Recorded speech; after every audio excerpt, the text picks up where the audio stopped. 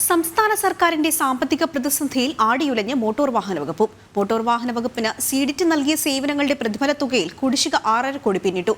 ഇതോടെ ഫെബ്രുവരി അവസാനത്തോടെ കുടിശ്ശിക തുക നൽകിയില്ലെങ്കിൽ സേവനം നിർത്തുമെന്ന് കാട്ടി സീഡിറ്റ് മോട്ടോർ വാഹന വകുപ്പിന് കത്ത് നൽകി. 2010 മുതൽ മോട്ടോർ വാഹന വകുപ്പിൽ നടപ്പിലാക്കി വരുന്ന ഫെസിലിറ്റി മാനേജ്മെന്റ് പ്രോജക്ടിന്റെ കരാർ കാലാവധി പലതവണ സീഡിറ്റിന് നീട്ടി നൽകിയെങ്കിലും 2023 ഫെബ്രുവരിക്ക് ശേഷം പണം നൽകിയിട്ടില്ല. ഈ ഇനത്തിൽ മാത്രം 6.58 ലക്ഷം രൂപയാണ് കുടിശ്ശിക.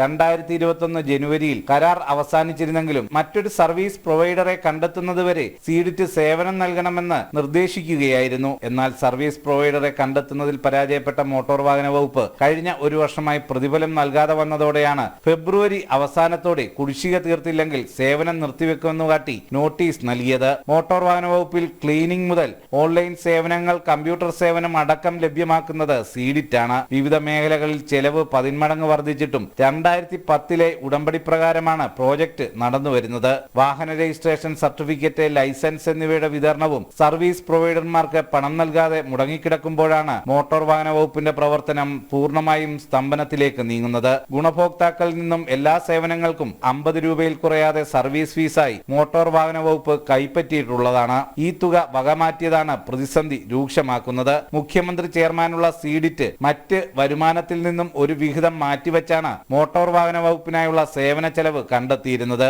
ഈ തരത്തിൽ മുന്നോട്ടു പോയാൽ സീഡിറ്റിന്റെ പ്രവർത്തനവും അവതാളത്തിലാകുമെന്നും മോട്ടോർ വാഹന വകുപ്പിന് നൽകിയ കത്തിൽ പറയുന്നുണ്ട്.